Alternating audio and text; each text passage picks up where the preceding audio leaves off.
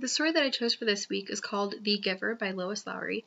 And basically this story is about, it's a dystopian novel, and it's about a boy named Jonas who lives in this community where they are very controlled. They aren't allowed to think certain ways.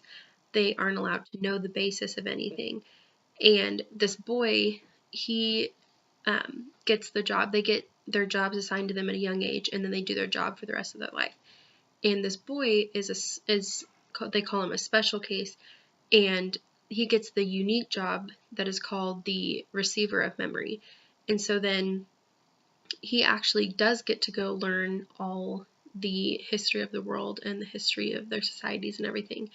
And he gets to know the bigger picture of things, and this causes him to actually understand the evil that these community leaders are doing by hiding the truth from the people and sheltering them so much. And so then he goes to where he makes this plan of escaping the society because he learns that the community is very unhealthy and it's very dangerous.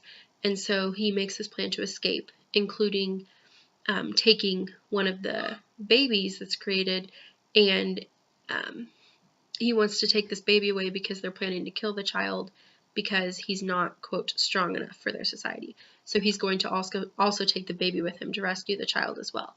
And the story kind of ends on a cliffhanger, and there are a couple more novels that were introduced later on that were following up with this story, but it ends with him going to the boundaries of this community and escaping, and then that's pretty much the end of the story.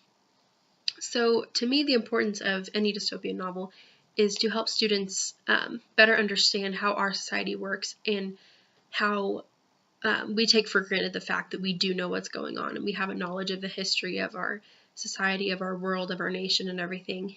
And it helps students to understand how the societies in the dystopian novels can be prevented if we make sure that we keep our heads on straight and keep the common sense that is often taken from the characters in the dystopian novels.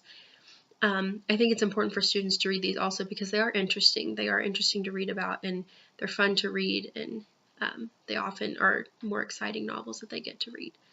And the activity that I chose for this book is called a reading guide. And basically, the book is split up into sections, whether it be by chapter or every 2 or 3 chapters. And each reading guide has a set of a few comprehension questions, and then most importantly, a list of vocab words for that section.